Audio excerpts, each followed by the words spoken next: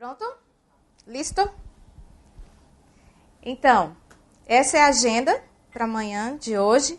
Então, a gente vai começar com uma breve motivação da web de documentos para a web de dados. Em seguida, a gente começa a ver as tecnologias da web semântica. A gente vai focar principalmente o que é o modelo RDF, as ontologias e as linguagens para a criação de ontologias, RDFS e OL. Em seguida, a gente vê um pouco de Sparkle, que é a linguagem para consultar os grafos RDF. Porque a gente vai ver que a ideia agora, a gente cria bancos de dados, mas não mais bancos de dados relacionais associados a um esquema composto por tabelas. Agora, os dados eles ficam armazenados no formato de grafo. Um grafo é uma estrutura de dados muito utilizada na computação. Então, é uma outra forma de representar os dados. Então, para essa outra forma de representação, a gente precisa de uma linguagem de consultas adequada para grafos. Então, Sparkle é uma linguagem para consultar grafos RDF.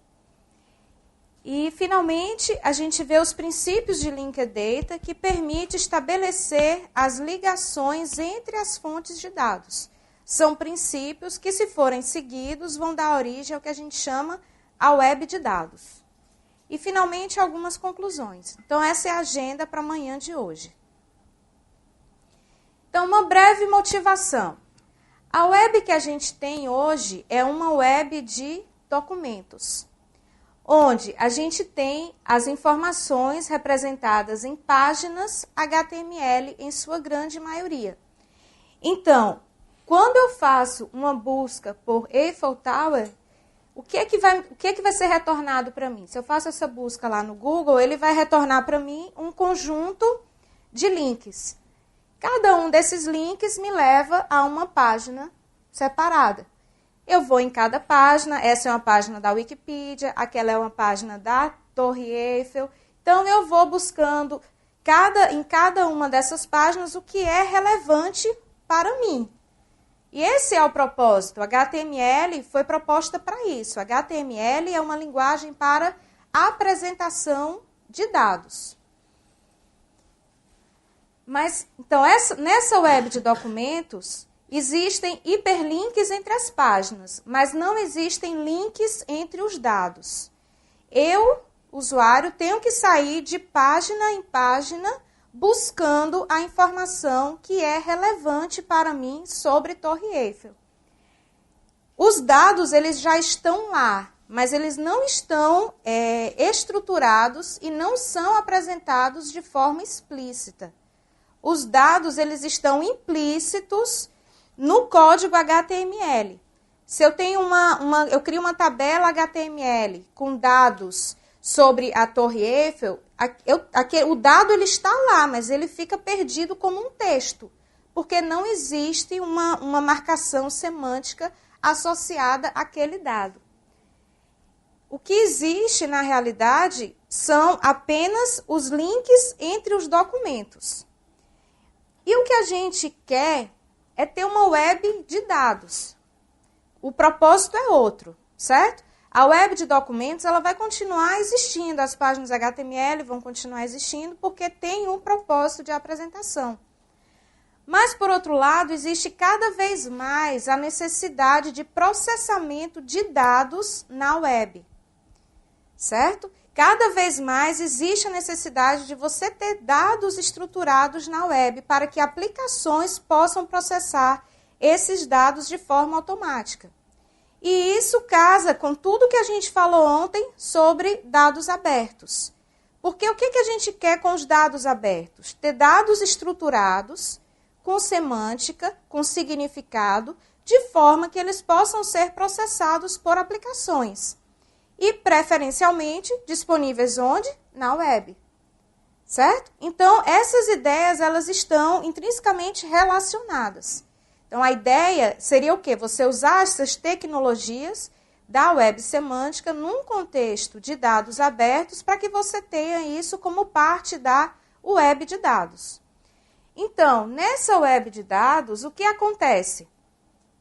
Quando eu busco alguma informação sobre Torre Eiffel, vai ser retornado para mim um conjunto de recursos associados à Torre Eiffel.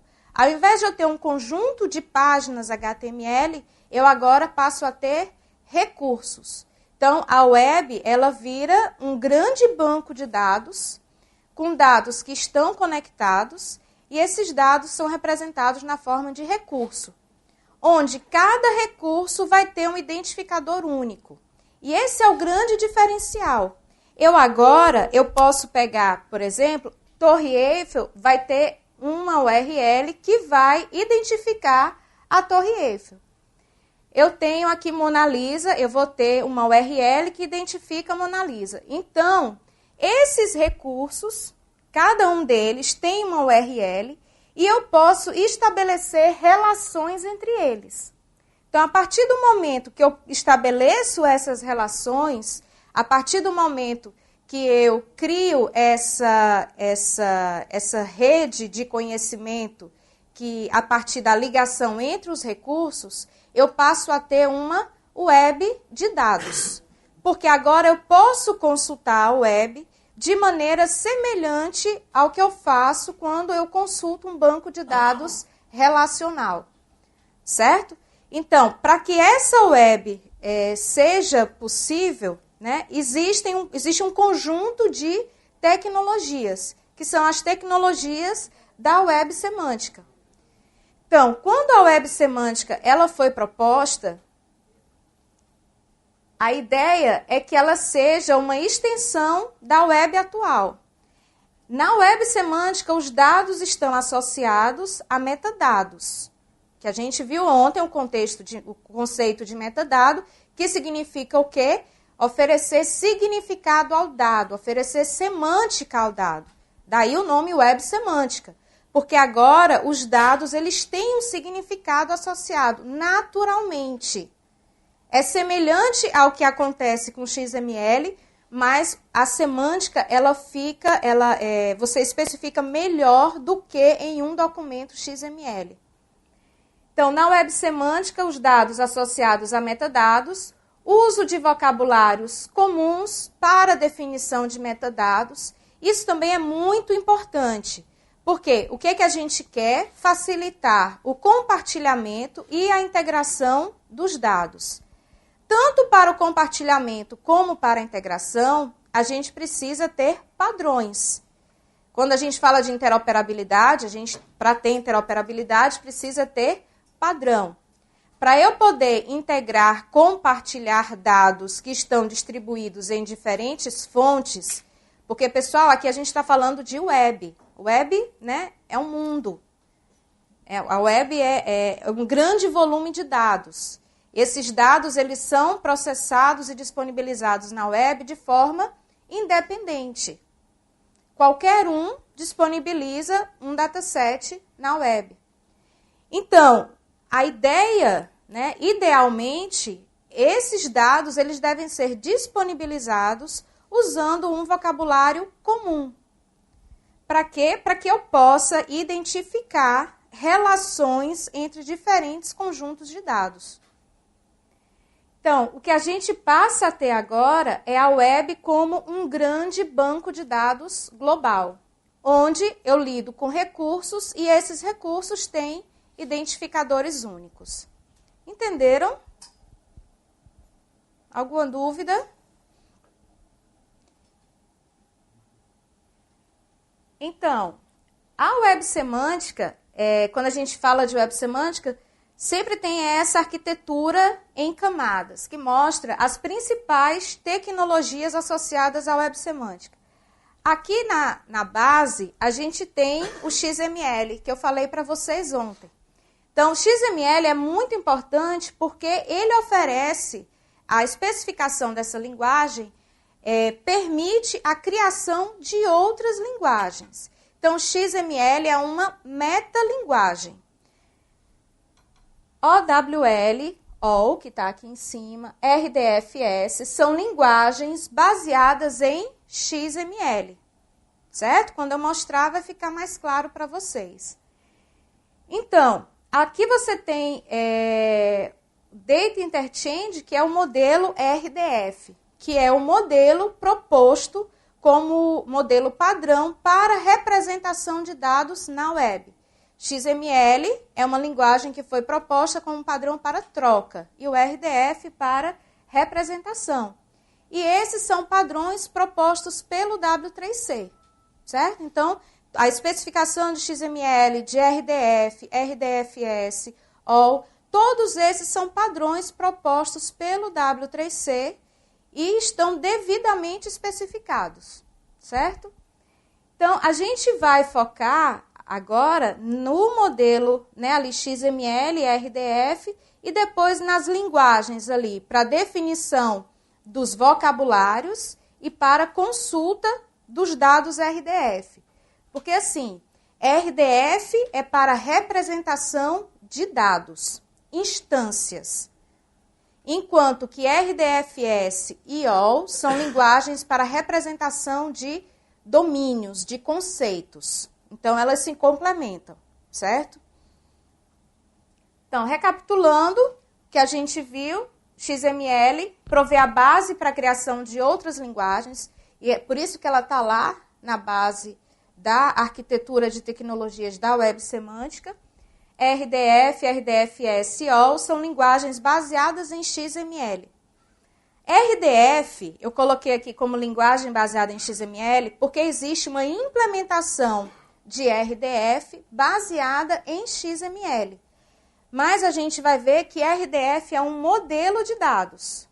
É independente de implementação, certo? Então, RDF é uma ideia, é um modelo de como representar os dados, e não uma linguagem específica. É tanto que existem diferentes formas de representar um mesmo conjunto de dados RDF. Então, RDF quer dizer Resource Description Framework, é um padrão para publicação de dados na web, onde esse modelo de dados RDF é baseado em grafos e os recursos são descritos por triplas, certo? Então, é muito simples, é uma forma simples de representar. Você tem, na realidade, o que você vai ter agora, um conjunto de sentenças, sujeito, predicado e objeto. Então, o que a gente faz, quando eu crio um dataset RDF, eu estou criando um conjunto de triplas, que essas triplas são sentenças, sujeito, predicado e objeto. Onde o sujeito e objeto, você tem sujeito, objeto são recursos, o objeto pode ser um recurso ou um literal. O predicado, cada recurso vai estar associado a uma URI, uma URL. O predicado também está associado a uma URL. Então, o predicado, ele faz a ligação entre recursos ou entre um recurso e um literal. Certo? Vou mostrar um exemplo. Então, aqui eu tenho o recurso Torre Eiffel, ali eu tenho um outro recurso, Gustave Eiffel, e eu tenho esse predicado ligando os dois recursos. Notem que todos eles têm uma URL associada, que é o identificador único. Tanto recursos quanto predicados devem ter identificadores únicos, certo? Aí, naquele caso, ó, Gustave Eiffel, para essa sentença, Torre Eiffel aqui é o sujeito, main contractor é o predicado, Gustave Eiffel é o objeto. Naquela outra tripla, Gustave Eiffel ele passa a ser o sujeito. Então, Gustave Eiffel, nacionalidade, França. França é o objeto, que vai ser o sujeito de uma outra sentença. Então, nesse caso, por exemplo, para esse predicado aqui, liberdade, igualdade, fraternidade, é um literal. Um literal não tem uma URL associada, certo? Então, todo sujeito é um recurso. O objeto pode ser um recurso ou um literal. Nesse caso, o objeto é um literal. E todo recurso tem uma URL associada. Entenderam? Um outro exemplo. Então, aqui eu tenho Fernanda Montenegro. Fernanda Montenegro, vou dizer que é o recurso principal desse dataset. Então, associado a ele, eu tenho 3 sentenças. Eu digo que o cônjuge de Fernanda Montenegro é Fernando Torres. Fernanda Montenegro nasceu no Rio de Janeiro e Fernanda Montenegro atuou no filme Central do Brasil. Certo? Então, um recurso com várias sentenças associadas. E nesse caso, cada um dos objetos também é um recurso. Certo? Alô? Se eu pesquisar em português, eu não entendo. Nasceu. Eu vou mostrar daqui a pouco a DBpedia. Certo? O que é a DBpedia? Porque assim, eu me abstraí, né, dessa explicação para vocês agora, o que é essa URL, certo? Então, nesse momento é importante entender o quê? Cada recurso tem uma URL associada. E essa URL vai ser definida de acordo com o dataset onde aquele recurso está armazenado. Nesse caso, esse recurso, Fernanda Montenegro, está armazenado lá no dataset da DBpedia, versão português. Certo? Isso daqui é um predicado que foi definido aonde? Na ontologia da DBpedia. Então, DBpedia é um dataset que tem um conjunto de recursos e uma ontologia associada. Certo? Cada recurso vai ter um identificador que faz referência ao dataset. Eu posso ter Fernanda Montenegro em um outro dataset da web? Posso ter. Pode ser, provavelmente vai ter um outro identificador. Vai ter uma outra URL daquele dataset. E aí, o que vai acontecer? Tengo que tener un mecanismo que me permita indicar que esas dos Fernandas Montenegro son la misma. Exatamente. Então, eu preciso, na hora que eu vou criar o dataset, dizer que essa Fernanda Montenegro same as Fernanda Montenegro de outro dataset. Certo? Nesse caso, a gente está trabalhando só com o dataset da DBpedia. E o que é a DBpedia? É a versão RDF da Wikipedia. Eu vou mostrar para vocês, certo?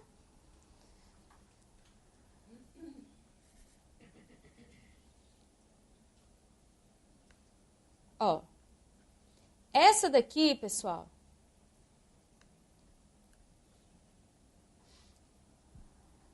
é porque depois eu boto a da Fernanda Montenegro. Deixa eu botar aqui para vocês verem que eu não tô mentindo.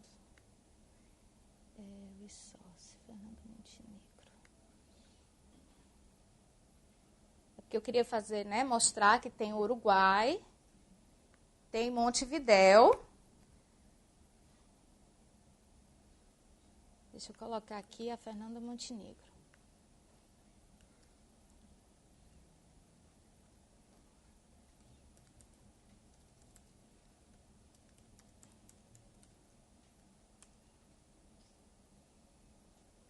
Pronto. Certo? Então, aquela URL que estava associada àquela foto da Fernanda Montenegro é essa daqui. Então, se você, aqui tem page, certo? Então, essa é a página do recurso. Por quê? O recurso é a Fernanda Montenegro, mas você não tem como materializar isso, certo? Então, você vai ter resource Fernanda Montenegro, ó, pt.dbpedia.org. Quando eu coloquei ali /resource, que é o recurso. Mas como ele identificou que é um browser, automaticamente ele vai para o page, que é a versão HTML, que é a versão de apresentação desse recurso. Então, Então, quando eu venho aqui, ó, Fernanda Montenegro é o meu recurso principal. Está ali em cima. Aqui do lado eu vou ter todas as propriedades associadas a Fernanda Montenegro. Aqui do lado eu tenho os valores. Então, esses valores, ó, aqui eu tenho um valor literal, aqui eu tenho um outro literal. É uma string, é um número. Então, aqui é o nome de nascimento, birth name, Arlete Pinheiro. Certo? É um literal. Esse literal não tem uma URL associada. Isso daqui tem. Isso daqui é um outro objeto que tem uma URL associada. Outro exemplo aqui é o do Uruguai. Então, ó, aqui são todas as propriedades que foram especificadas para o Uruguai.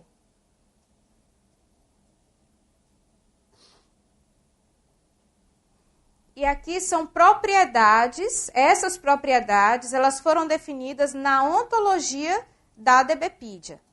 Ou seja, eu estou usando o vocabulário da DBpedia. Tem aqui alguma outra propriedade?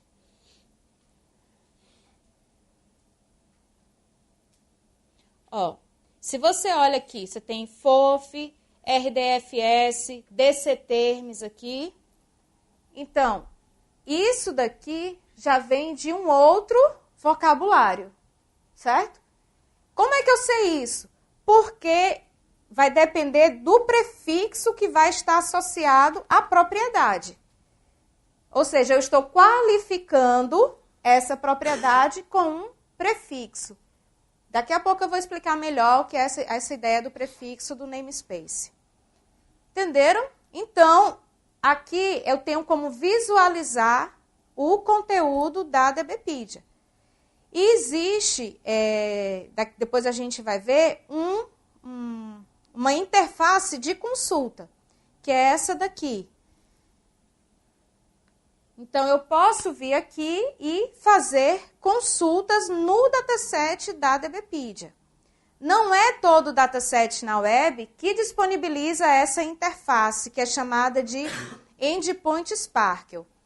Nem todos os datasets disponibilizam, mas alguns, a gente vai ver que existem muitos datasets já disponíveis e que foram cadastrados num projeto europeu, que é o Linked Open Data. Então, já existe um grande conjunto de dados que a gente visualiza e você tem acesso a esse conjunto de dados e você pode fazer consultas.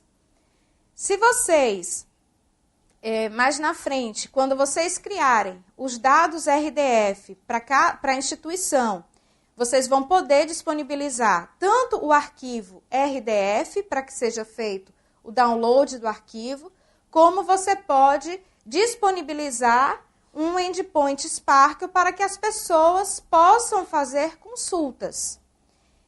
Também o endpoint Sparkle permite o quê? Que você desenvolva uma aplicação, um crawler, que ele vai navegar na web, vai chegar no seu dataset e vai poder recuperar os dados via aplicação, não apenas através da interface. Certo? Entenderam? Então, isso daqui é um exemplo de RDF. Se eu fosse visualizar o código, eu vou visualizar isso como um código RDF mesmo, certo? Quer acrescentar alguma coisa?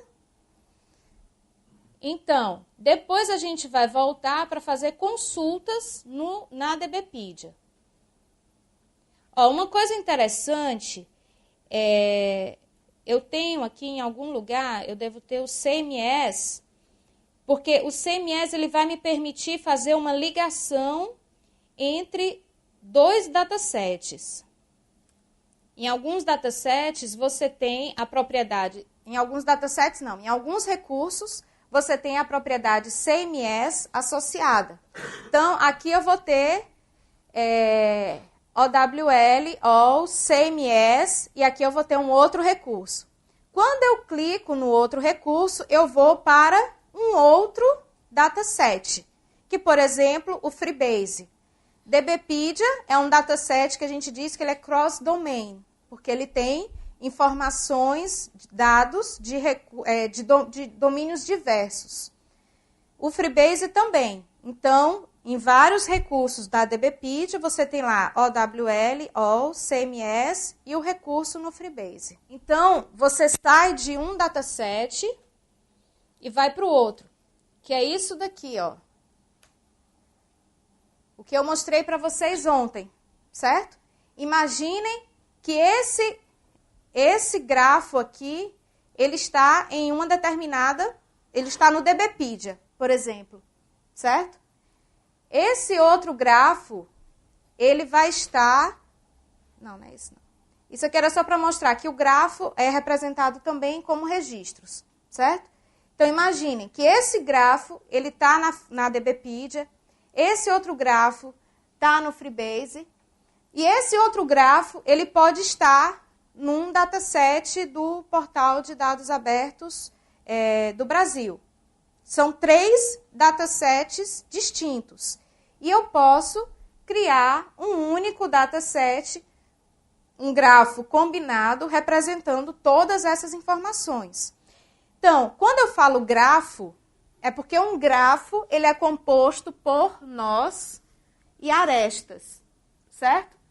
Então, cada recurso vai ser um nó do grafo.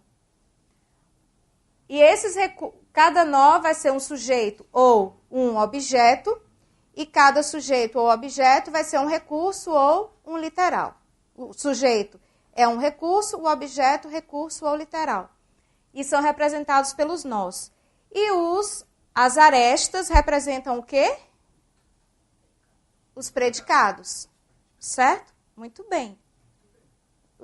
As arestas vão representar os predicados. E como é que eu faço a combinação dos grafos? Eu faço a combinação, pelos nós, que representam recursos em comum. E como é que eu posso fazer essa combinação? Como é que os grafos são combinados? Bernadette, só para ajudar, se puder voltar isso aí tá bom. Acho que é importante, ontem eu falei do web de documentos, né? E agora estamos falando de um web de dados, né? Mas aqui, como você está começando a falar de ontologia, acho que era importante, até para deixar claro isso tudo que você está explicando, dizer que uma chave para entender adequadamente isso é que não só os sujeitos e objetos, que são, neste caso aqui, excetuar os literais, encontráveis numa URL, o que permite linká-los, né, e cruzá-los, e esses dados serem cruzados e linká-los, mas também o vocabulário.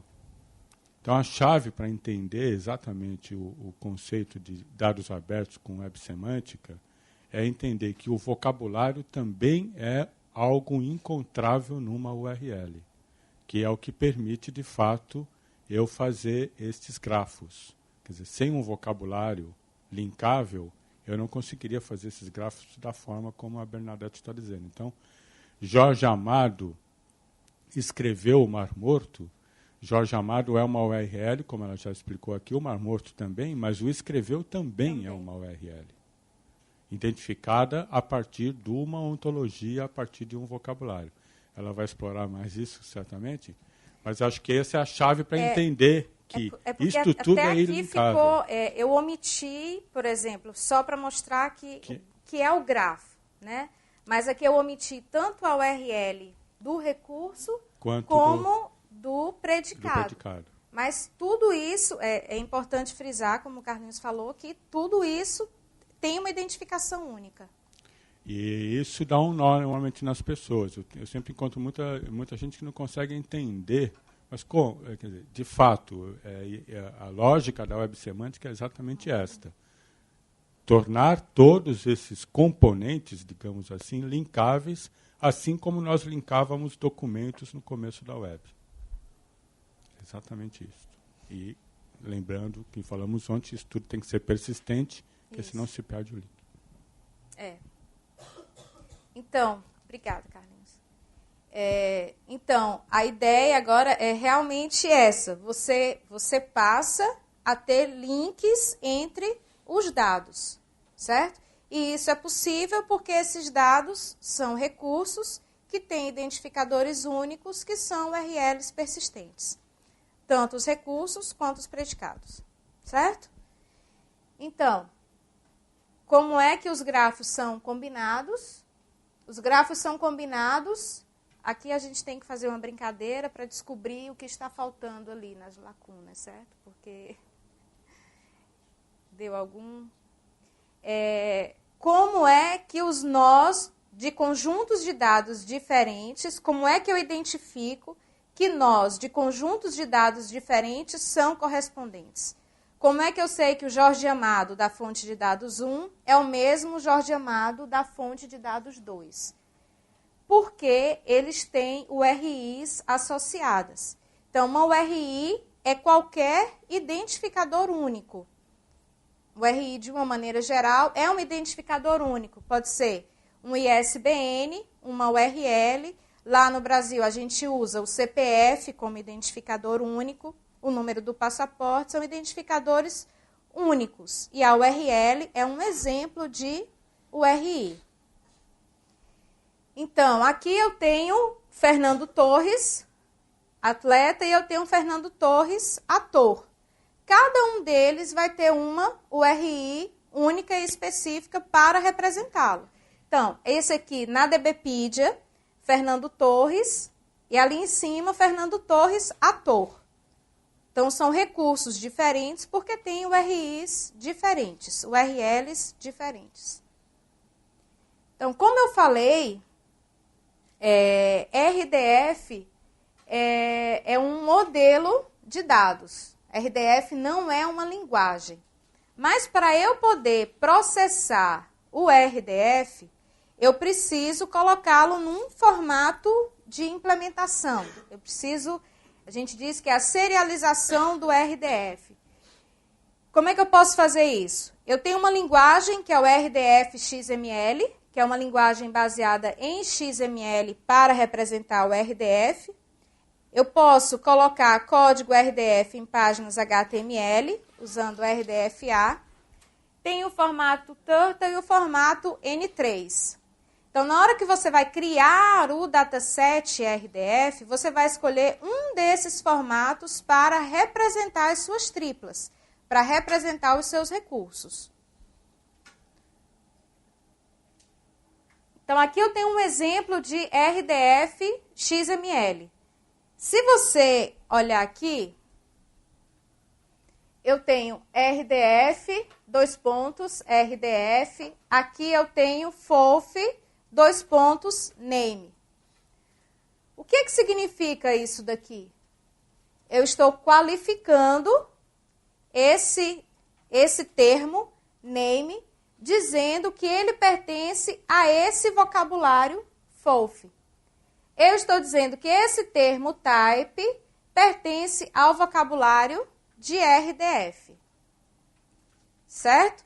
Aqui você tem... Onde é que está onde está esse vocabulário FOF? FOF aqui, pessoal, é só um prefixo. Certo? A URL desse vocabulário está aqui. Então, isso é o que a gente chama, é o namespace. Então, o namespace ele é representado pela URL, não apenas pelo predicado. O predicado é só uma forma de eu não ter que colocar sempre a URL toda do vocabulário associada aos termos. Então, se eu venho aqui em cima, type pertence ao vocabulário RDF. Quem é o vocabulário, quem é a URL de RDF? Está aqui nesse outro namespace, nessa outra URL. Carlinhos? Reforçar exatamente isso, porque tem relação com aquilo que eu já tinha dito e toda a explicação da Bernadette. Sempre há referência aos domínios de vocabulários que serão utilizados na aplicação, né? Uma aplicação, por exemplo, né? que é o que a Bernadette acabou de dizer. Isso também é uma chave para poder entender perfeitamente. O documento sempre começa dizendo quais são os vocabulários que eu estou utilizando. Então, ali está XMLNS RDF, XMLNS FOF. Não vou utilizar jamais um recurso que eu não referenciei. Senão, é evidente. Né? Então, e o conceito da hiperlinkagem.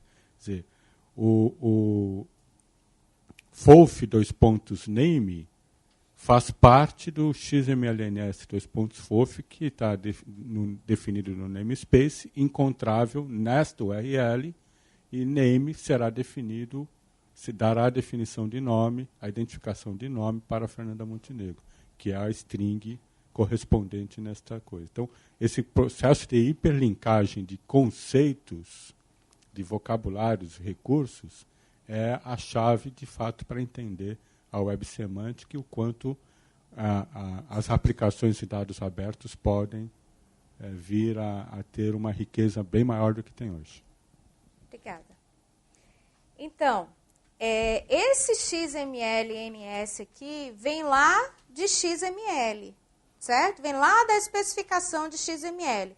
Então, quem já estudou um pouco de XML sabe que isso aqui é o quê? É um namespace. Um namespace é um conjunto de nomes, é um vocabulário. Então, para eu especificar os vocabulários que eu vou usar naquele meu dataset, eu vou usar definições de namespace. O que é uma definição de namespace? Você tem o XML-NS, o prefixo e a URL associada.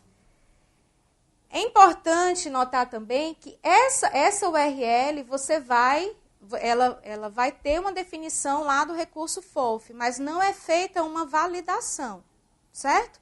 É para referenciar de forma única cada um desses elementos. Porque a ideia da gente criar namespaces, criar vocabulários, para eu ter padrões e para eu poder referenciar de forma única cada um desses termos.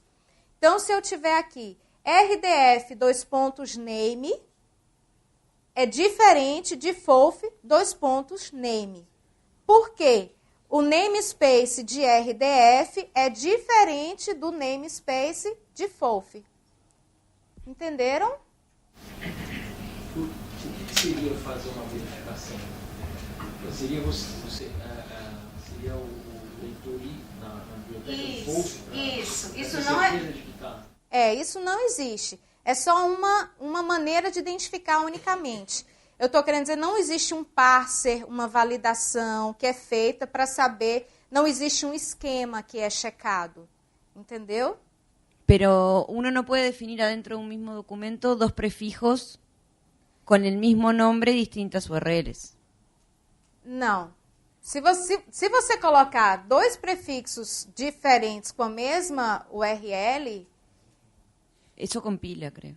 Eso no pasa nada. No puedo tener dos prefijos con el mismo nombre y distintas URLs. Se você colocar dois prefixos com o mesmo nome e URLs distintas, eu não sei eu acho que funciona, mas o que eu estou querendo dizer é o seguinte, é que não existe, por exemplo, um esquema, dois prefixos. Se eu tenho dois prefixos iguais, não, você está querendo dizer, são dois prefixos diferentes para uma mesma URL. Claro, se puede garantizar la unicidad de cada predicado, porque si el prefijo es distinto, se você la URL es distinta. Dois prefixos distintos para uma mesma URL, vai ser igual, porque o que importa é a URL. Se por acaso eu tivesse colocado aqui RDF FOF com o mesmo valor de URL, e eu tivesse FOF name, RDF name, seria a mesma coisa, porque o que importa é a URL. Entendeu? Okay. Mas o que eu estou querendo dizer é que não existe um esquema. Por exemplo, em XML, a gente tem a linguagem XML esquema. Então, quando eu crio um esquema, eu posso associar ele um esquema XML que vai ser validado na hora que o documento é processado. O que eu estou querendo dizer é que não existe essa forma de validação. O objetivo da URL é que eu possa encontrar esses predicados, que eu possa encontrar os recursos e que eu possa identificar tudo de forma única, certo? São padrões. Não existe uma validação de esquema. Não quer dizer que o processador ele vai lá nessa página para checar se essa definição está de acordo com o que está na página. É só isso que eu quero dizer, certo? Porque em alguns momentos, né, alguém pode pensar, mas eu vou validar de acordo com essa URL, eu preciso ir lá na URL para fazer uma validação? Não. Isso é para você referenciar que esse termo pertence a esse vocabulário, que é um vocabulário padrão. Então, eu crio um dataset, você cria um dataset, se a gente usar FOF name, beleza, certo? Vai ser fácil, se a gente criar datasets para falar sobre o mesmo domínio, vai ser fácil a gente integrar os nossos dados, porque a gente está usando os mesmos padrões. Então, os datasets, eles servem para fins de consulta de quem vai escrever as URLs e a programação? Como assim? Porque você está dizendo que ele não há verificação, né? Ele não vai Da URL. Da URL. Isso. Não tem verificação. Não. São duas coisas. São duas coisas. Uma coisa é dataset, outra coisa são os vocabulários. O dataset é o conjunto de triplas. É isso daqui, certo? Então, aqui é uma tripla, certo? Então, aqui eu tenho description, RDF about. Eu estou falando de quem? Desse recurso, Fernanda Montenegro. Type é um predicado. De quem? De Fernanda Montenegro. Qual o valor desse predicado? É um outro recurso. É a classe pessoa. Aqui eu tenho um outro predicado, name. De quem? Fernanda Montenegro. Quem é o objeto? É um literal, Fernanda Montenegro. Então, se eu pegar aquela página da DBpedia sobre a Fernanda Montenegro, eu vou ter um conjunto de triplas, um conjunto de sentenças. Então, esse é o dataset, certo? São as instâncias propriamente ditas. Além disso, eu vou ter o quê? Eu vou ter a ontologia do FOF. Na ontologia do FOF, eu vou descrever os conceitos e as propriedades desse domínio. Que domínio é esse? Onde o FOF é um vocabulário, quer dizer friend of a friend. É para você descrever pessoas e relacionamentos entre pessoas. Aí você vai ter o dataset, que são as instâncias. Eu posso colocar um dataset com atrizes, com atores. E eu vou ter a ontologia, que vai descrever os conceitos e as propriedades associadas a essas instâncias. Certo?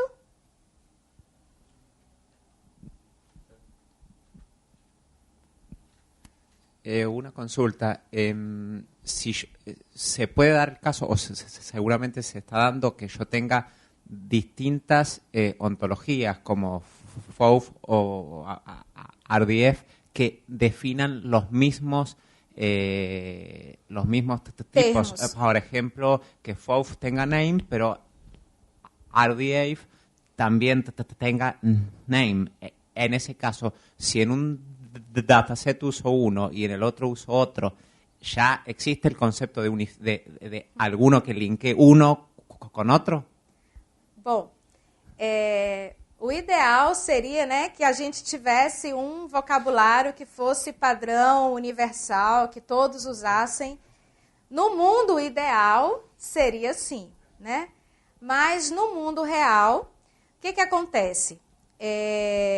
Já existe, por exemplo, um vocabulário que é o Dublin Core, que tem name. Você tem o FOF, que também tem name. O que a gente pode estabelecer é um link que vai dizer que DC name é equivalente a FOF name, certo? Uma outra forma que pode ser feita é fazer o matching de ontologias, o matching de vocabulários, que é você identificar quando conceitos definidos em vocabulários distintos são correspondentes. certo? Aqui eu acho que tem uma questão que eu acho que era importante dizer. Né? Não existe uma ontologia única e nunca vai existir. E aí já são questionamentos de um pouco mais altos, né? Até filosóficos. É o caso, inclusive, da gente pensar em se perguntar, em juntar ontologias a tal ponto. Conseguiria a humanidade fazer isso? Né? Então é uma questão. Né? A outra questão que você, já agora aqui mais aqui chão mesmo, se eu posso ter, evidente, Wolf name, posso ter DC name, né? Mas são ontologicamente muito diferentes. Ainda que eu possa fazer essa correlação, e a tecnologia me permite isso, para a Dublin Core, name eu nem sei se é name, né? Não é um name, que não existe name desse. É name mesmo? Name. São 15, é autor, né? Acho, né? São somente 15 termos, né? E eu estou querendo explicar os 15 termos da Dublin Core exatamente para dizer para explicar uma outra coisa. FOF. Eu posso criar, por exemplo, uma ontologia, né? E na minha ontologia a minha URL é a do SIM, que é o Centro de Informática onde eu trabalho. E lá eu fiz um trabalho que não foi, né, um trabalho bem feito, e eu criei os meus próprios termos. Então, eu posso, por exemplo, se eu quiser usar em português, então eu posso criar o termo nome, sim, nome, eu não quis reutilizar o FOF, vamos botar assim, e eu vou dizer, na minha ontologia que eu criei com os termos do sim, eu vou dizer, olha, sim, nome, equivalente a DC,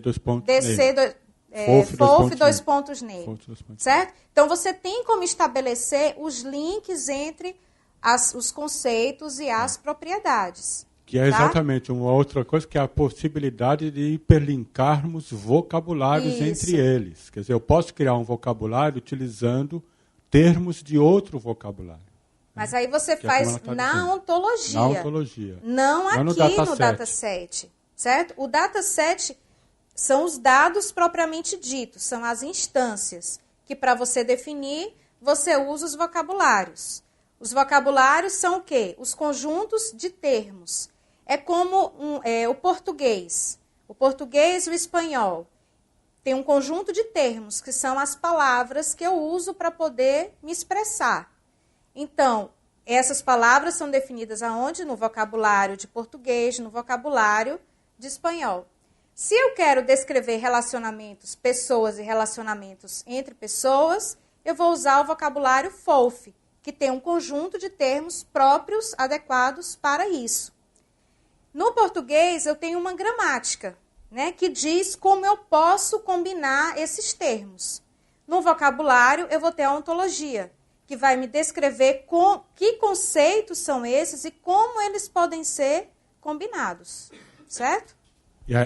E aí eu acho que é importante dizer, então, o seguinte, que muitos se perguntam até onde se descreve, né, o quão alto eu posso chegar na descrição de termos. Né? E há alguns que defendem, inclusive no próprio W3C, os que trabalham com web semântica, que a gente não precisa ficar fazendo essa pergunta. Fazemos um vocabulário pequeno, como é o Dublin Core, por exemplo, com 15 únicos termos, e a gente pode avançar bastante isso já nas aplicações, que acho que depois a Bernadette vai explicar algumas coisas, mas a gente debate, né, na sequência. Uhum. Acho que tem questões no campo mais filosófico que a gente precisa começar a se perguntar. É o caso da humanidade se entregar a uma tarefa tão árdua, porque não é algo, como falo ontem, trivial, né? Tá. Certo? Então, aqui, só para terminar, você tem o sujeito, e eu tenho 2 sentenças sobre esse sujeito. Concordam? Eu tenho uma sentença que diz qual é o tipo daquele recurso, estou dizendo que ele é do tipo person, e eu tenho uma outra sentença que diz o name de Fernanda Montenegro, daquele recurso. Então, são duas sentenças. Um mesmo sujeito, dois predicados, dois objetos. Então, esse é o exemplo do RDF XML. Uma outra forma de você usar RDF é com RDFA, que seria você colocar semântica embutido no próprio documento, no próprio código HTML. Então, isso aqui seria uma página HTML. Do mesmo jeito, ó, eu estou especificando ali quem são os vocabulários que eu vou usar. Então, aqui no código HTML, eu vou colocar o quê? O sujeito, que é o recurso. Type of é um predicado. FOF person é o valor daquele predicado, é o objeto. E aqui eu tenho a outra propriedade, FOF name, Fernanda Montenegro. De novo, eu tenho duas sentenças. É uma outra forma de fazer. Certo? Então, você pode colocar esses códigos nas páginas HTML. E você vai ter uma informação semântica associada ao dado. E você trabalha com os recursos da mesma forma. Aqui é uma outra maneira de representação de instâncias RDF, onde aqui eu declaro os prefixos, certo? E aqui eu declaro os namespaces, declaro as URLs dos vocabulários. Então, aqui eu estou declarando 2 vocabulários com as suas respectivas URLs, e aqui eu só faço usar os prefixos. Isso aqui é o Turtle, que é bem simples, é um formato simples de ler, de escrever. E você tem sujeito, ó, predicado. Está trocado ali. O predicado é o RDF type e o objeto é o person. Uma outra forma de representar usando o N3. Aqui você não declara os prefixos com os vocabulários. Tudo precisa estar associado, seja ao recurso, ó. Aqui você tem a URL do predicado, a URL do objeto, tudo vai estar associado. O recurso, predicado, todos eles estão associados. Sujeito, predicado e objeto vão estar associados às suas URLs completas. Isso facilita o processamento. Certo? Então, são formas diferentes de representar instâncias RDF. Para que isso? Para criar os datasets. Então... Tem uma outra questão que acho que está subjacente aqui na fala da Bernadette, e que acho que é bom também voltar e tipificar para a gente ter claro. Ela mostrou aqui o N3, mostrou o Turtle, o esquema com XML. Veja, tudo isso são padrões. Só é possível estabelecer um tal esquema de web semântica na medida em que adota-se padrões. E padrões são exatamente o que o nome diz. Quer dizer, há que se ter um concerto, um acordo na indústria, nos usuários, naqueles que estão desenvolvendo essa tecnologia, para padronizar como essas URIs, esses dados serão hiperlinkados. Então, é importante a gente não esquecer de que isso tudo se trata de definição de padrões. Então, né, Carlinhos estava falando aí da importância dos padrões. De fato, né, como a gente, frisando, né, o que a gente quer é poder fazer processamento desses dados, né, fazer processamento de maneira que eu possa cruzar esses dados. Então, é muito importante utilizar os padrões. Então, eu estava falando aqui que o RDF é para a criação de datasets. É para a representação de quê? De quê, pessoal? Podem falar. Eu estou representando os triplas, que são instâncias, que são dados. Não é isso? É o dado propriamente dito. Então, O RDF, ele provê meios para descrever recursos usando triplas sujeito, predicado, objeto. Ele não provê meios para descrever classes e suas relações. Então, eu não descrevo os conceitos do domínio. Para descrever os conceitos do domínio, eu preciso utilizar taxonomias, vocabulários e ontologias. Então, o dataset são as instâncias. Quando você entra, por exemplo, eu mostrei para vocês ontem o conjunto de dados lá, o arquivo CSV dos dados do PROCON. Lembram das reclamações dos cidadãos com relação a empresas? Aquele exemplo que eu mostrei, o CSV com o dicionário de dados. Então, aquele dataset está disponível em CSV no portal de dados brasileiro. Eu tive uma aluna de mestrado que pegou esse dataset em CSV e gerou o RDF correspondente. Então, ela reutilizou alguns vocabulários que já existem, criou alguns outros termos que não existiam nos vocabulários, que era uma coisa muito específica daquele domínio, e ela fez a conversão do CSV para RDF. Então, para criar esse RDF, ela precisou o quê? Escolher vocabulários que tivessem termos que pudessem representar aquelas colunas presentes no CSV. Certo? Então, você pode usar vocabulários que já existem ou você pode criar os seus próprios termos. Então, para isso, você tem linguagens para poder criar esses vocabulários, poder criar essas ontologias.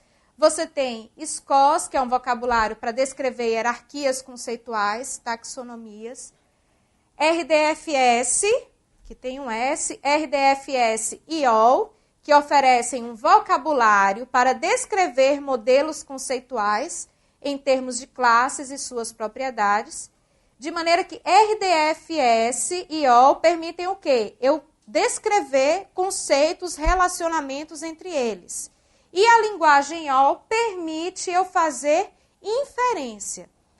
E aí, eu acho que vale a pena abrir um outro parênteses aqui, que Carlinhos pode até comentar sobre isso também. Quando a web semântica foi proposta, né, a visão inicial, ideal da web semântica era o quê?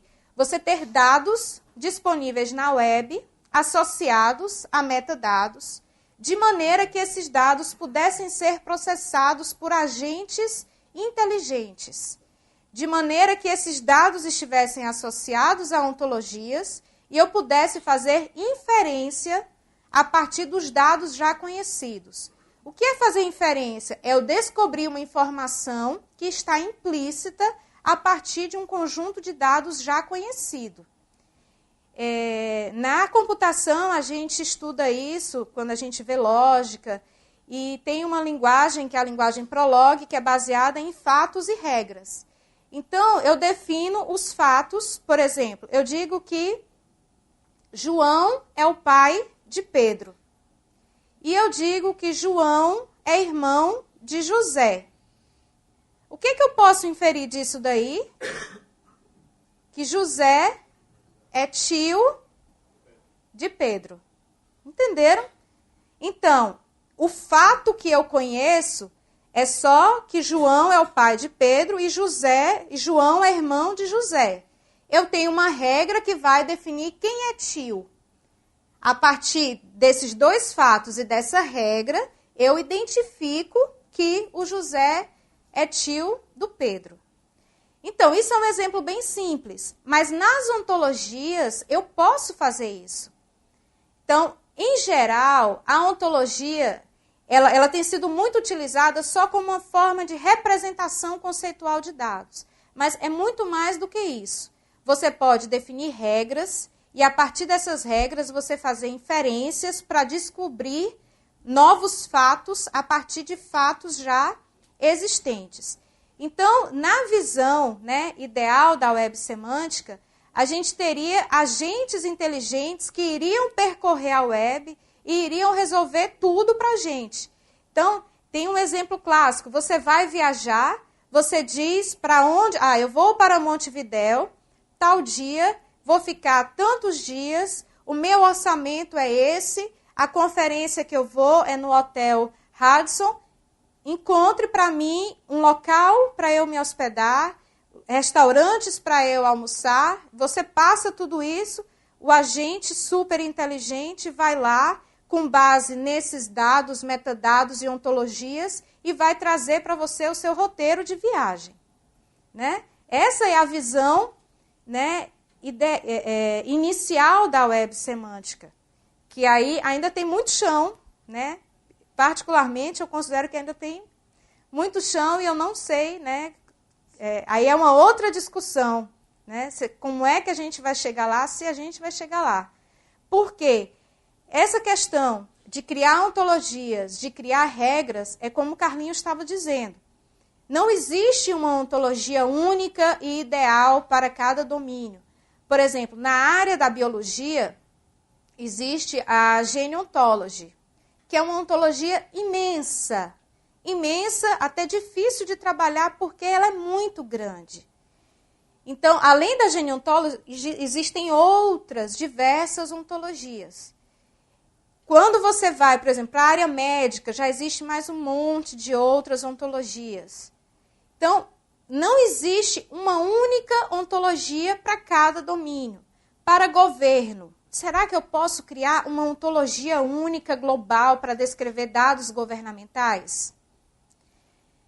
Particularmente, eu acho que é muito melhor começar. Você começa com pequenas ontologias e, a partir daí, você pode criar ontologias maiores. Então, reduza o escopo. Por exemplo, eu vou mostrar para vocês a ontologia do Orçamento Federal Brasileiro, que foi criado lá no Ministério do Planejamento também, lá pelo pessoal do Orçamento. Então, deu trabalho fazer aquilo dali, mas você vê, ela está ali bem definida, com as suas classes, propriedades, reutilizaram vocabulários, importantíssimo, o reuso de vocabulário. Para que criar um novo vocabulário se alguém já teve aquele trabalho antes, certo? Então, reutilizar vocabulários e criar pequenas ontologias, de maneira que essas ontologias... Agora, é importante ter em mente que essas ontologias possam ser integradas. Também não é criar tudo de forma separada, né? Ninguém conversando com ninguém, não é isso. É importante ter um planejamento de como essas ontologias poderão se integrar, certo? Eu me preocupo muito quando a gente fala da questão de criar ontologias. Eu aconselho criar pequenas ontologias, porque é mais viável. Por outro lado, eu me preocupo porque uma hora é importante que você possa fazer a ligação entre essas diferentes ontologias. Então, tem que ter um planejamento. Diga aí, Carlinhos. Não, rapidinho. Lembrando de ontem, nós falamos que a web é um sistema aberto de hiperlinks. E aqui a gente está agora tratando de hiperlinks cada vez mais profundos, né? No sentido de que estamos hiperlinkando datasets e ontologias, inclusive entre ontologias. Pois bem, e há de fato essa discussão. Trabalharmos com vocabulários mais reduzidos, como o caso do Dublin Core, e não ter essa pretensão de poder de querer ter uma ontologia única. Acho que ninguém pensa numa ontologia única, mas, de qualquer forma, sempre tem essa pretensão de tornar a coisa tão enorme que ela fica inexequível, não factível, né? Pois bem, no campo de domínios precisos de conhecimento, como a Bernadette falou, medicina, isso tem sido muito desenvolvido e explorado. Porque, na verdade, a gente está falando aqui um pouco, pensando aqui no slide que a Bernadette mostrou aqui agora, a ontologia como ciência do ser, como esse ramo da filosofia de lidar com a descrição da realidade, né, o que é o ser, quais são suas características. A gente está dizendo o quê? como descrever, como organizar, né, como caracterizar o mundo das coisas e das relações entre estas coisas. É uma tarefa que tem sido difícil desde Aristóteles, né? Não é, e continuará sendo difícil. É algo realmente muito complexo. Mas, no campo específico de determinadas áreas do conhecimento humano, isso tem tido uma evolução muito grande, que é o caso da biologia e da medicina. Talvez seja mais simples determinar, caracterizar e nomear e criar vocabulários e datasets ligados a esses vocabulários com determinados campos do conhecimento. Então, por exemplo, farmacêutico, né? De fato, você identificar determinados elementos e colocar isso no vocabulário e depois fazer isso, aplicações que todos possam utilizar, é simples de entender. Mas na hora que a gente fala de relações sociais, é bem complicado. Essa é a primeira coisa que eu queria colocar. E a segunda ainda nesta área, nós ainda estamos numa relação de confiança. As URIs têm que ser confiáveis. Se o dataset me diz que a Fernanda Montenegro é uma atriz, eu vou ter que confiar naquele dataset. E aí não há web semântica que resolva essa questão. Porque se um dataset que eu utilizo ou um vocabulário que eu utilizo diz algo que não corresponde ao que é o ser, essa é uma questão que a web semântica, eu quero dizer, não resolve. E aí eu digo o seguinte exemplo. Vamos pegar, em vez de Fernanda Montenegro, uma outra personalidade brasileira que também vocês todos conhecem, que é o Romário. Um grande jogador de futebol. Eu vou identificá-lo como um goleador do Barcelona. Eu vou identificá-lo como um deputado federal do Brasil. Eu vou identificá-lo como um ativista na área de acessibilidade. E na hora de eu descrever e caracterizar cada uma dessas facetas, e eu estou falando de facetas que são super conhecidas, né? Como é que eu vou hiperlinkar? A hora que eu identificar na minha aplicação Romário, eu vou hiperlinkar com o quê? Com quem, na verdade? Com o deputado federal, com o goleador do Barcelona ou com um ativista de acessibilidade? Então, são questões que a gente tem que começar a se debater na hora de desenvolver as nossas aplicações. Mas aí, no final das contas, é o Romário. O recurso é o Romário. Será que eles sabem desses outros dois papéis? Acho que era bom dele. Não sei nem se eles sabem que ele é deputado. E muito menos que ele tem uma filha com deficiente. Não, mas ele é... Não, eu até acho que ele é um ótimo deputado. Ele sabe de todos os papéis. Não, acho que ele sabe. Né? Que Romário é deputado federal. Deputado federal do... E tem uma, muito atuante, tem uma filha deficiente, ele é bastante atuante também na área de acessibilidade. Ele, por exemplo, essa semana ele declarou à imprensa que precisaria, a FIFA deveria liberar uma quantidade de ingressos para pessoas deficientes assistirem um jogo. Ele tem uma militância.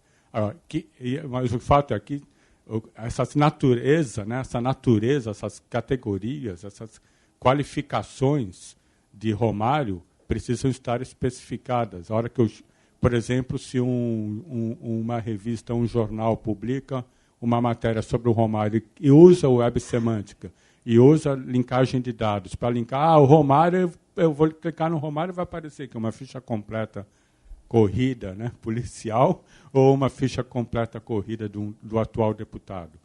Então, há questões que envolvem... Pode aparecer as duas coisas, mas há questões que envolvem, e isso está vinculado a que datasets escolho, que vocabulários escolho na hora de desenvolver as minhas aplicações e cruzar os dados. Muito bom. Você tem, por exemplo, existe uma aplicação que é chamada Sigma. Então, no Sigma, se eu coloco uma informação lá sobre Romário, ele vai me trazer, ele vai buscar na web de dados tudo o que ele encontrar sobre Romário em diferentes datasets. Só que o Sigma, ele usa um índice, que é o síndice. Então, tem que estar indexado lá. Então, todas as bases que estiverem indexadas lá, ele vai percorrer, traz tudo que ele encontrar, todas as propriedades que ele encontrar sobre Romário. Certo? Mas ele traz, mas ele não traz de forma ordenada, traz muita coisa duplicada. Então, tem um outro ainda, né, precisa ser aperfeiçoado para você, de fato, fazer o que eu chamo integração de dados. Porque são duas coisas diferentes. Uma coisa é a navegação. É você sair de um dataset para o outro, fazendo o link entre os recursos. Então, você navega mesmo, é você navegar na web de dados. Existe, inclusive, uma forma de você consultar a web de dados usando esse mecanismo de navegação. Uma outra questão é fazer a integração dos dados propriamente dita. O que seria isso? Eu encontrar o Romário num dataset, encontrar o Romário no outro dataset, identificar que eles representam o mesmo recurso e mostrar as propriedades de maneira que eu elimine as redundâncias, resolva os conflitos, as inconsistências e eu devolva uma visão integrada do Romário. Certo? Então, esse é o problema clássico de integração de dados, que é muito comum em contexto de bancos de dados convencionais e que aparece novamente no contexto da web de dados. Por quê? Porque as bases são criadas de forma independente, as bases existem de forma autônoma. Então, precisa um mecanismo. Uma coisa é você navegar, outra coisa é você integrar o dado mesmo. Certo? Então, voltando para as ontologias, né? Como o Carlinhos falou, essa ideia de ontologia, ela vem da filosofia. A gente da computação, né, herdou esse conceito.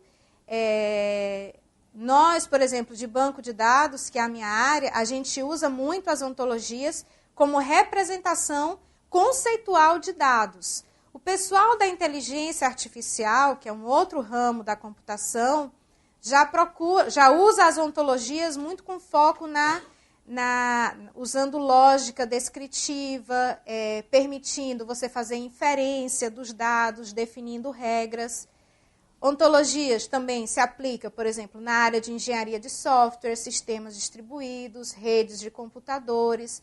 Então, em ciência da computação, todas as áreas, né, praticamente herdaram e fazem uso das ontologias. Por que é tão importante? Porque elas permitem compartilhar um conhecimento comum sobre a estrutura da informação, seja entre pessoas, seja entre agentes de software. O que eu estou fazendo? Eu estou definindo, especificando um domínio. A ideia é essa. Por isso que é tão difícil você ter uma ontologia global. Porque são muitos conceitos. E depende muito também da granularidade que você quer usar, do nível de detalhe que vai ser usado na ontologia. Outra coisa super importante, quão expressiva é a linguagem que você vai usar para representar as ontologias. A linguagem, por exemplo, all, ela tem diferentes níveis de expressividade. O que é isso? É como se fosse o conjunto de construtores que aquela linguagem oferece para eu representar o domínio. Quem conhece banco de dados deve conhecer o modelo entidade-relacionamento, que me permite representar o mundo real usando entidades, relacionamentos e atributos. É um modelo bem simples, amplamente difundido na área de banco de dados. Para que isso? Para eu poder pegar essa realidade e colocar num formato que ele possa ser processado. Porque no final, porque a gente quer processar, eu estou falando muito, ontem eu falei muito de processar dados, certo? O dado, a instância. Agora eu estou falando de processar conceitos. Então, eu preciso pegar, a gente da computação, o que a gente quer fazer? Eu quero pegar o mundo real, problemas do mundo real, e dar para o computador resolver. Não é isso? Eu quero que ele resolva os problemas para mim. Mas para eu fazer isso, eu preciso ter uma maneira de pegar o mundo real e colocar num formato que o computador entenda. Concordam? Então, se eu estou falando, por exemplo, de universidade, eu estou falando de professores, alunos, disciplinas, cursos, são conceitos. Como é que eu represento esses conceitos? Eu vou colocar agora em um modelo. Eu vou fazer a modelagem do domínio. Eu vou identificar quais são os conceitos e vou colocar esses conceitos em um modelo.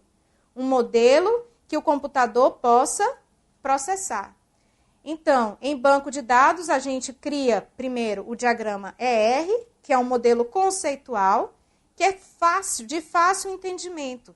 Né? Para qualquer pessoa que não é da área, vai entender, com uma pequena explicação, vai entender como é que aquele domínio da universidade está representado naquelas caixinhas. Ontologia do mesmo jeito. Eu estou pegando os conceitos do domínio e estou representando num modelo, que tem, inclusive, uma representação gráfica, que facilita.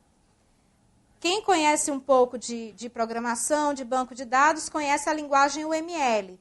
Então, eu posso pegar uma ontologia e representar como um diagrama de classes de UML. Certo? A ontologia, de uma maneira geral, é o quê? Vai ser a definição, definição aqui do W3C para ontologia. Definição dos termos utilizados na descrição e na representação de uma área do conhecimento. Então, o que eu quero fazer é pegar uma área do conhecimento e representá-la. De forma que eu possa estabelecer um acordo entre as partes que vão desenvolver aplicações, entre aplicações que vão fazer uso dos dados daquele domínio. Entenderam? Então, as ontologias, elas devem prover descrições para classes, que são os conceitos, os relacionamentos entre esses conceitos e as propriedades que os conceitos devem possuir. Eu vou mostrar daqui a pouco um exemplo, vai ficar mais claro. Então, um exemplo de linguagem para criar ontologias é RDFS. RDFS estende a linguagem RDF, que é utilizada para quê? RDFS descreve vocabulários. Então, aqui eu já começo a descrever os termos. Eu não estou mais falando de instância, eu estou falando de conceito. Que conceitos são esses? Classes, propriedades. Eu posso definir hierarquias de classes e hierarquias de propriedades. Então, aqui eu tenho um exemplo de uma ontologia que descreve recursos, que descreve conceitos da área acadêmica. Então, aqui eu tenho um professor. Professor é uma classe. Professor adjunto, substituto e visitante também são classes, são conceitos. Disciplina, funcionário também são classes. E o que eu faço? Aqui eu crio uma hierarquia de classes. Eu estou dizendo que adjunto, substituto e visitante são subclasses. Olha aqui um predicado que define um relacionamento entre a classe professor e a classe professor adjunto. Então, subclass of diz que professor adjunto é uma subclasse de professor. Aqui eu tenho ensinado por, que é uma propriedade. É a propriedade que liga disciplina e professor. Entenderam? Então, isso aqui é um exemplo, é uma ontologia bem simples, só para ilustrar alguns relacionamentos desse domínio da universidade. Cada propriedade, ela vai ter associada aqui, tem um domain e tem o range da propriedade. O domain é a classe onde aquela propriedade se aplica. E o range estabelece os possíveis valores que aquela propriedade pode assumir. Entenderam? Então, aqui eu também posso criar uma hierarquia de propriedades. Envolve, eu estou dizendo que ensinado por é uma subpropriedade de envolve. Ali eu tenho uma outra propriedade phone, que tem como domínio funcionário e como range um literal. Então, aqui são os meus conceitos. RDFS. Aqui seria o RDF, que são as instâncias. Então, aqui eu tenho banco de dados, é uma instância da classe disciplina. Berna Farias é uma instância, ou ensinado por é aquela propriedade que foi definida ali em cima. O predicado ensinado por é aquela propriedade. E Berna Farias é uma instância de professor adjunto. Então, o meu vocabulário, ele vai definir as classes e as propriedades. No meu dataset, os meus recursos vão ser instâncias das classes e os meus predicados vão ser as propriedades que foram definidas na ontologia. Entenderam? Se eu pedir para vocês criarem uma ontologia agora, vocês vão conseguir criar? Ó, eu vou passar exercício, hein? Então, resumindo, o RDF é um modelo de dados para descrever recursos da web. O RDF, ele complementa o XML, oferecendo significado para aquele alinhamento das tags, que eu falei ontem. Aquele alinhamento eu consigo entender, mas a aplicação não. No RDF, o metadado ele já está associado ao dado, no próprio predicado. Quando eu estabeleço aqueles predicados, eles já têm a semântica associada. O RDFS é a linguagem para descrever vocabulários para domínios específicos. É uma linguagem simples para a criação de ontologias simples. É uma linguagem pouco expressiva, mas que resolve, muitas vezes resolve de forma eficiente a criação de ontologias. Porque se você tem um domínio, que é um domínio simples, você não tem muitas regras, você não tem muitos relacionamentos entre as classes, então você pode usar o RDFS. Caso você queira ter uma ontologia mais rica, você deve usar uma outra linguagem mais rica, como o OL. Então, aqui é um exemplo de como é que eu crio uma classe em RDFS. Ó, preste atenção que no meu documento RDFS, eu vou ter tags, elementos que são de RDF, e eu vou ter elementos que são de RDFS. Quando você pega um documento em OL, você vai ter tags de OL, de RDFS e de RDF, porque uma vai estendendo a outra linguagem. Então, aqui eu estou criando a classe funcionário, e aqui eu estou só dizendo, é um comentário para dizer que é a classe de todos os funcionários.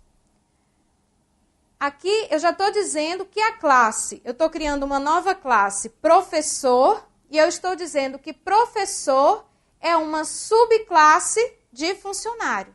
Então, notem que eu estou descrevendo o domínio. Eu não estou falando de Bernadette, eu não estou falando de banco de dados, eu não estou falando das instâncias. Então, eu crio esse vocabulário, eu crio essa ontologia, de forma que isso possa ser reaproveitado em diferentes datasets. De forma que isso possa ser reaproveitado, inclusive, para a criação de outras ontologias. Porque quando eu crio uma ontologia, eu posso fazer uso de outras ontologias que já foram criadas previamente. Então, aqui eu crio a propriedade, ó, RDF Property, envolve, E aqui eu estou dizendo quem é o domínio, quem é o range da propriedade envolve. Aqui eu estou dizendo que envolve é uma subpropriedade, que eu estou dizendo que ensinado por é uma subpropriedade de envolve. Então, dessa forma, eu vou descrevendo o meu domínio. Então, RDFS permite fazer isso, mas ela ainda é um pouco limitada para descrever detalhes dos conceitos. Ela não permite, por exemplo, especificar restrições de cardinalidade. Ou seja, eu crio uma propriedade e eu quero dizer, por exemplo, eu crio a propriedade ensina. E eu quero dizer que um professor só pode ensinar 2 disciplinas. Ou que uma disciplina só pode ser ensinada por um professor. Isso é uma restrição do domínio que deve ser capturada na ontologia. Eu não tenho como representar essa restrição usando apenas RDFS. Para isso, se eu quero representar essa restrição na minha ontologia, eu preciso de uma linguagem mais expressiva, que nesse caso seria all. Então, eu quero representar, por exemplo, disjunção de classes. Eu quero dizer que 2 classes não podem ter instâncias em comum. Não posso fazer isso com RDFS. Especificar que propriedades são transitivas, inversas ou simétricas.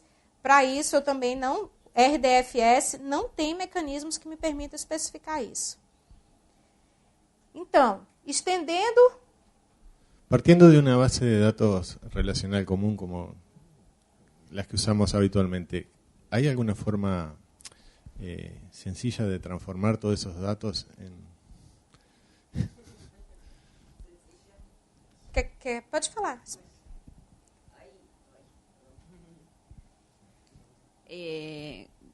Yo separaría el problema en 2 problemas.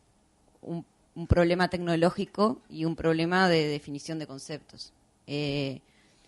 Hay una serie de herramientas que permiten que uno pueda publicar datos que vienen de bases relacionales o de otras bases con RDF, estableciendo reglas o mapeos que me permiten hacer la traducción por ejemplo, del esquema por un lado. Esa es la parte sencilla. Típicamente hay un lenguaje de marcado definido que es un estándar también de la W3C, donde trabajó Marcelo Arenas, el R2RML, ¿no? O algo así. No me acuerdo de la sigla. Alguém se acorda? Tem uma linguagem, porque quando você tem o banco de dados, né, e do banco... Não, você tem o banco de dados, né, e do banco de dados você quer gerar o RDF. São 2, como a Lorena estava falando. Você tem o RDF, você tem um banco de dados, você pode querer gerar a ontologia, você pode querer gerar o RDF. Então, para um esquema de banco de dados, você pode pegar esse esquema do banco de dados e gerar uma ontologia. Né? Então, você cria uma ontologia a partir do esquema do banco de dados. Que nem sempre é um processo direto. Né? Existem ferramentas para criar ontologias a partir de esquemas de bancos de dados, mas muitas vezes o resultado ele precisa ser revisto. Até porque ele vai criar, nem sempre você vai criar usando vocabulários comuns, utilizando os padrões. Então, você precisa rever, criar essa ontologia. Um outro passo seria você pegar os dados e gerar o RDF.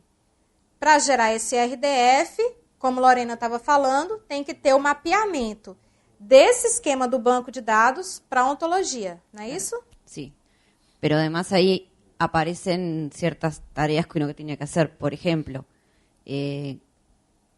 ¿cómo voy a formar las URLs o las URIs que van a identificar los conceptos que están adentro de mis datos? ¿Cómo genero esas URIs? ¿Dónde las almaceno? ¿Qué políticas tengo? Y además, a veces hay algunas cosas que no las puedo expresar directa o que quisieran no expresarlas directamente transformando los datos en literales, sino que quisiera promover, en algunos casos, conceptos que son literales a URLs. Entonces, hay todo un proceso de diseño de la traducción que va más allá de la parte de las herramientas o de la tecnología. Sí, nosotros tuvimos 2 o 3 experiencias en facultad trabajando utilizando mecanismo de la web semántica para integración de datos de varias fuentes de datos de la Facultad de Arquitectura, que vos lo conoces ese proyecto. Y bueno, es interesante hacer esa discusión de cómo hago, qué decisiones tengo que tomar desde el punto de vista del diseño para que el modelo sea mais rico também. Sim. Existe uma ferramenta muito interessante, acho que é o D2RQ, que um dos meus alunos ele usou para... existe o Simpósio Brasileiro de Banco de Dados, que é a conferência nacional da área de banco de dados que acontece no Brasil todos os anos. E há 3 anos atrás, o SBBD completou 25 anos e foi criado uma página comemorativa, foi feito um levantamento das publicações dos últimos 25 anos, dos anais, uma série de informações sobre o SBBD e foi criado um banco de dados relacional com isso. E eu disse para o meu aluno que eu queria criar um Open Data Set. Eu digo, eu quero colocar esses dados do SBBD como dados abertos, disponibilizar isso na página do evento, porque eu quero que as pessoas criem aplicações em cima dos dados do SBBD. E o que ele fez? Primeiro, ele criou a ontologia, uma ontologia simples, eu posso mostrar para vocês, que descreve eventos. Inicialmente, a gente tinha pensado só no SBBD, mas depois a gente viu que essa ontologia que ele criou, ela pode ser usada para representar qualquer evento que é promovido pela SBC, que é a Sociedade Brasileira de Computação. Então, lá no Brasil, a gente tem o Simpósio Brasileiro de Banco de Dados, de Redes de Computadores, de Inteligência Artificial. Então, essa ontologia que ele criou inicialmente para o SBBD, ela pode ser aproveitada para qualquer evento. O primeiro passo foi esse, criou a ontologia, reutilizando outras ontologias, outros vocabulários, e ele conseguiu reaproveitar quase tudo. O que ele teve que criar é o que era muito específico do evento brasileiro. Como a gente tem um comitê diretivo, é o Steering Committee. Então, ele teve que criar essa classe. Então, ele criou. Depois, o que ele fez? Como é que ele ia gerar as instâncias? Ele pegou o banco de dados que estava em MySQL e usou o D2RQ para transformar em RDF. Só que quando a ferramenta fez esse mapeamento, ele não usou as propriedades, nem criou as URLs do jeito que a gente queria. Então, ele fez um refinamento no resultado. Serviu, foi legal porque minimizou o trabalho. Mas ele teve um retrabalho ele refinou, vamos colocar assim. Então, nesse mapeamento que foi criado, ele usou, aí o que ele fez? Os predicados que não eram os predicados da nossa ontologia, ele substituiu. E lá, a gente criou a gente definiu um padrão para as nossas URLs. Porque aí, esse dataset vai ficar persistente onde? Lá no SIM, no Centro de Informática. Então, o dataset está lá, a nossa ontologia está lá. Então, a URL vai ser definida com base lá no padrão que a gente usar para a especificação das URLs. Certo? Então, a linguagem OL é uma linguagem para descrição de ontologias, que ela é a implementação da lógica descritiva, é Description Logics. Então, existem diferentes níveis de OWL, que também são definidos de acordo com a expressividade. Você tem OWL Light, OWL DL, OWL Full. Geralmente, a gente usa a Light ou a DL, porque o raciocínio, que é o que eu estava falando, de poder fazer inferência, certo? Para fazer inferência, você vai ter que ter um motor de inferência. Um motor de inferência é um programinha que vai fazer um raciocínio. Vai raciocinar em cima daquela ontologia, vai processar aqueles fatos e as regras para poder descobrir novos fatos. Então, se eu uso a linguagem OWL Full, esse raciocínio vai ficar muito difícil. Por quê? A expressividade da linguagem é muito grande. Então, raciocinar em cima dessa ontologia, o processo fica mais complicado. É o que eu falei para vocês. A expressividade. Se a expressividade é menor, ela é mais simples. Mas eu também não posso representar muita coisa. Entenderam? A expressividade maior, eu posso representar tudo. É como eu pego uma foto. Uma foto, ela tem a resolução, não é isso? Uma resolução que é mais baixa, eu não consigo pegar todos os detalhes, certo? Mas eu consigo abrir a foto mais rápido, por exemplo, no computador. Eu consigo descarregar essa foto de forma mais rápida. Se eu tenho uma resolução maior, eu tenho mais detalhes, mas o processamento da foto vai ficar mais lento, certo? É mais ou menos assim que funciona a linguagem para as ontologias em termos de expressividade. Então, o OL também é uma linguagem proposta como padrão pelo W3C, que está toda especificada. Na hora que você vai criar uma linguagem, uma ontologia em OL, a primeira coisa que você vai ter é o cabeçalho da ontologia. Nesse cabeçalho, você vai especificar todos os vocabulários que você vai usar. Então, preste atenção que eu tenho RDF, RDFS, OL e ainda tenho aqui XML esquema, porque os literais, os tipos dos literais são definidos de acordo com os tipos da linguagem XML esquema. Então, como é que eu crio uma classe em OL semelhante lá ao RDFS, só que ali eu tenho OL, class, professor adjunto. Criei o meu recurso, que é uma classe. A classe, preste atenção, que a classe, por si só, a classe professor, ela é um recurso, certo?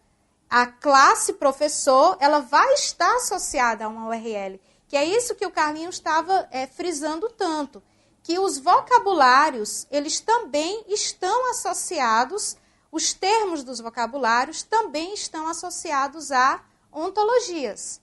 Então, quando eu crio a classe professor adjunto, eu estou criando o recurso professor adjunto.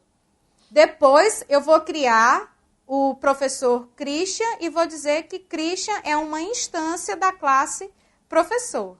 Certo, professor? É uma instância de professor. Ele me chamou tanto ontem de professora Bernadette que agora eu vou chamá-lo de professor Christian.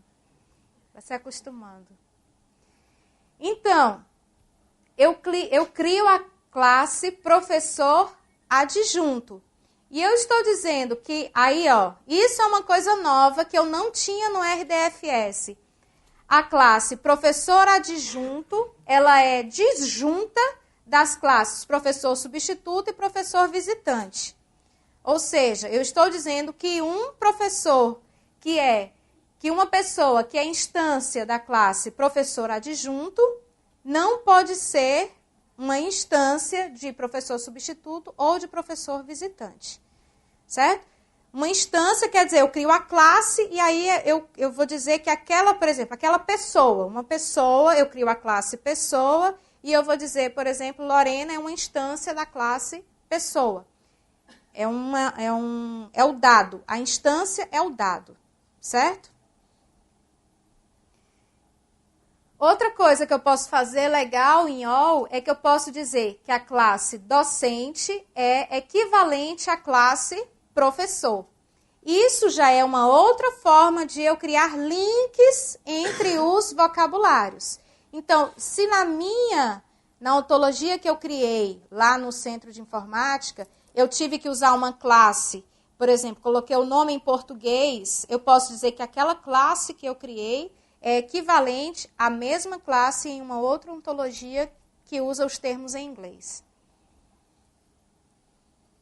E isso é legal porque, se eu precisar fazer o processamento de uma consulta que envolve mais de um dataset, se eu tiver bem especificado as equivalências entre classes e as equivalências entre propriedades, isso vai facilitar o processamento em diferentes conjuntos de dados. Porque você pode ter uma consulta e essa consulta vai ser executada em diferentes datasets. Se esses datasets utilizarem diferentes vocabulários, eu vou ter que fazer o mapeamento da consulta de um para o outro. Se eu especificar a relação entre os vocabulários, esse mapeamento fica mais fácil. Então, eu tenho as classes que especificam os conceitos e eu tenho as propriedades que estabelecem os relacionamentos entre indivíduos e entre indivíduo e dado, no caso de eu estar lidando com literais. Então, as propriedades elas podem ser de dois tipos. Eu tenho propriedade de tipo de dado e propriedade de objeto. A propriedade de objeto, por exemplo, é ensinado por. Então, ensinado por é uma propriedade que vai ligar instâncias de duas classes, vai ligar dois indivíduos. E a propriedade de tipo de dado, ela liga uma instância a um literal. É semelhante, para quem conhece banco de dados, isso daqui é semelhante a um relacionamento e isso daqui seria o atributo. Então, quando eu crio ali, ó, data type property, idade, e eu vou dizer que o range dela é um número inteiro não negativo, certo? Que foi definido ali, ó, no vocabulário de XML esquema. Aqui eu estou criando uma propriedade de objeto. Propriedade de objeto ensinado por. Quem é o domínio dessa propriedade? Disciplina. Quem é o range? É professor. Então, ensinado por é uma propriedade que vai ligar uma instância de disciplina a uma instância de professor. Eu crio uma propriedade e eu posso definir restrições em cima dessas propriedades. Vejam que o domínio, ele vai ficando, a descrição do domínio, ela vai ficando cada vez mais rica. Eu tenho mais detalhes sobre o domínio que está sendo descrito. Então, eu estou especificando que a propriedade ensina é o inverso da propriedade ensinado por. Então, se eu sei que banco de dados é ensinado por Bernadette e eu sei que ensina é a propriedade inversa de ensinado por, então eu posso inferir o quê? Que Bernadette ensina banco de dados.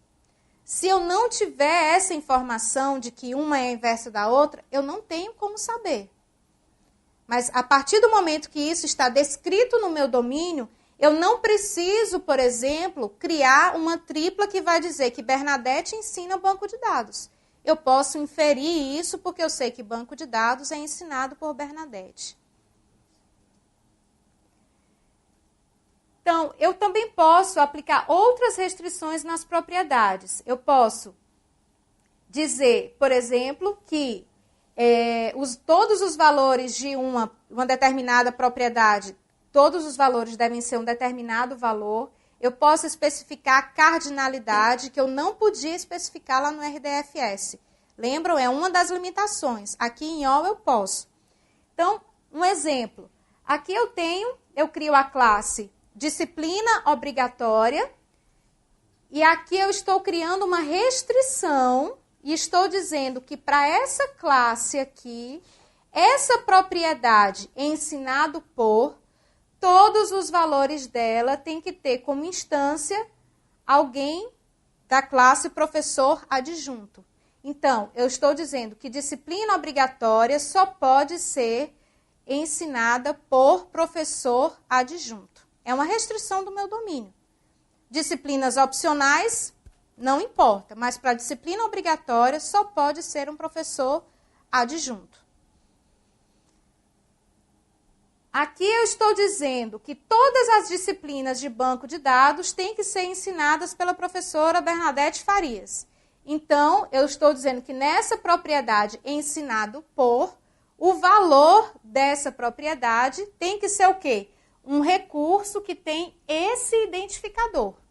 Esse é o identificador do recurso Bernadette Farias. Some values from. Todos os professores devem ensinar pelo menos uma disciplina da pós-graduação. Então, naquela classe professor, eu estou especificando que para aquela classe, essa propriedade ensina tem essa restrição. E assim você vai criando, né, representando o seu domínio. Restrição de cardinalidade. Eu posso dizer a cardinalidade mínima e a cardinalidade máxima. Então, aqui eu estou especificando que uma disciplina tem que ser ensinada por, no mínimo, um professor. É a cardinalidade mínima. Se não existe nenhuma restrição, não representa. Se existe, você representa. Eu também posso especificar que propriedades são transitivas, simétricas ou funcionais. Uma propriedade transitiva, um exemplo, tem mesma nota. Então, se eu digo que A tem a mesma nota de B, então B tem a mesma nota de A. Então, ali eu especifico qual é o tipo da propriedade. Eu estou dizendo que ela é transitiva. Quer dizer, ela é simétrica. Se transitiva, A tem a mesma nota de B e B tem a mesma nota de C. Então, A tem a mesma nota de C. Beleza? Então, é uma propriedade transitiva. Simétrica, A tem a mesma nota de B, então B tem a mesma nota de A. Se essa restrição existe no seu domínio, você vai ter como representá-la. Aqui é um outro exemplo que eu estou dizendo que essa propriedade supervisor, ela é uma propriedade funcional. Quer dizer, um professor vai ter no máximo um supervisor. Então, pessoal, aqui, para finalizar, é como eu faço a criação de instâncias. Então, até agora, tudo que eu mostrei aí de OL foi como criar classes, propriedades, restrições nas classes, restrições nas propriedades. Mas eu também posso criar as instâncias. Então, ali eu estou criando um recurso. Criar instância significa o quê? Criar recursos. Então, eu estou criando um recurso que tem aquele identificador e ele é do tipo professor. Aqui é uma outra forma de você criar uma instância do tipo professor. Então, eu sei que é muita informação, mas isso é para vocês terem uma ideia do que pode ser usado na hora de criar uma ontologia. E o que é criar essa ontologia? É especificar um domínio, é descrever um domínio, deixar de forma clara, né? Você está especificando, né, formalmente. A gente tem uma definição que diz que uma ontologia é uma especificação formal de um determinado domínio. Então, você está especificando formalmente o domínio de maneira que esse domínio possa ser processado. Entenderam? Então, além de você poder processar dados, você agora também pode processar conceitos, processar termos. E você vai com isso, o que você faz?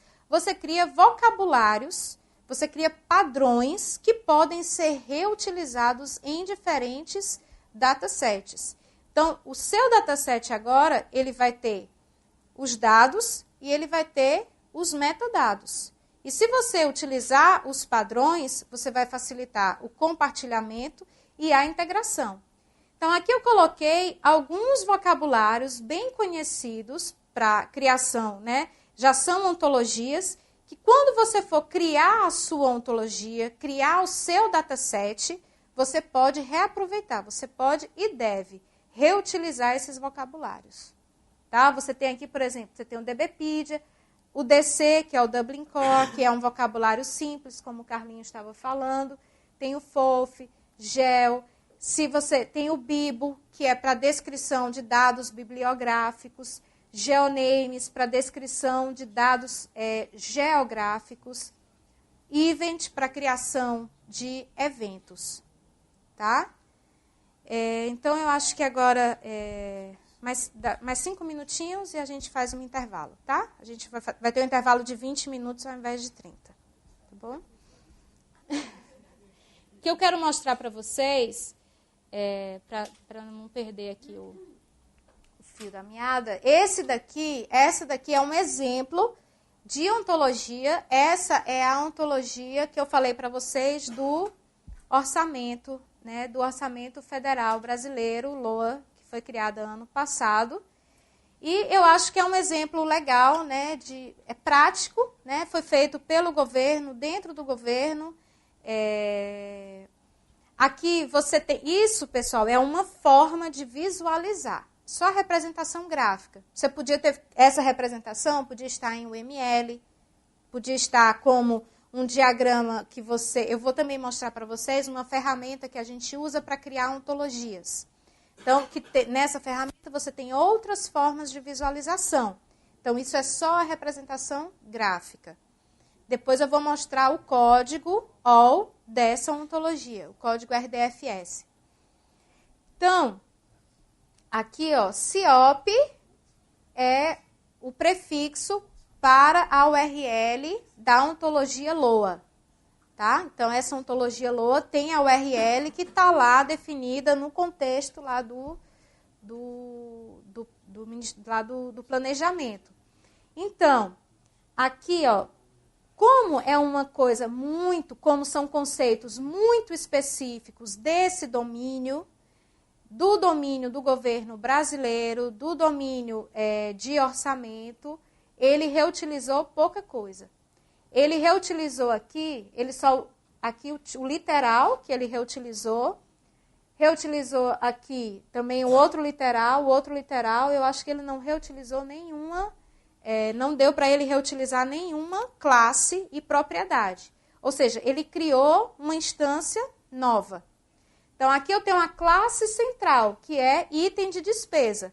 E aqui eu tenho várias outras classes ou literais que estão associadas a item de despesa por meio de propriedades, que são os predicados.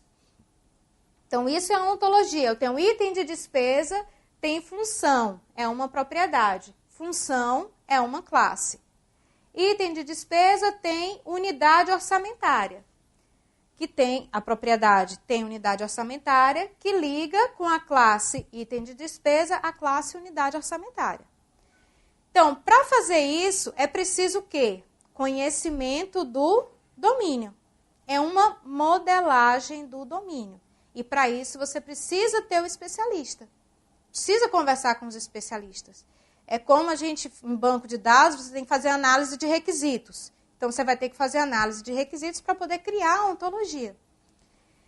Aqui é um outro exemplo de ontologia, que é essa ontologia foi criada por um aluno meu de graduação, que ele trabalha numa empresa que desenvolve alguns sistemas para o governo estadual, lá em Pernambuco.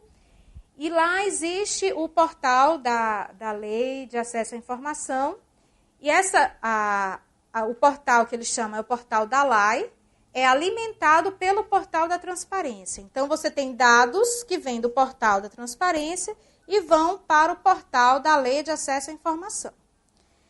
E esse dado chegava aqui como ele era alimentado por um web service, então ele vinha como um XML, e o meu aluno queria disponibilizar isso como RDF. Então, no portal, agora, você pode acessar um dado que antes, se você for no portal da transparência, ele está em Excel.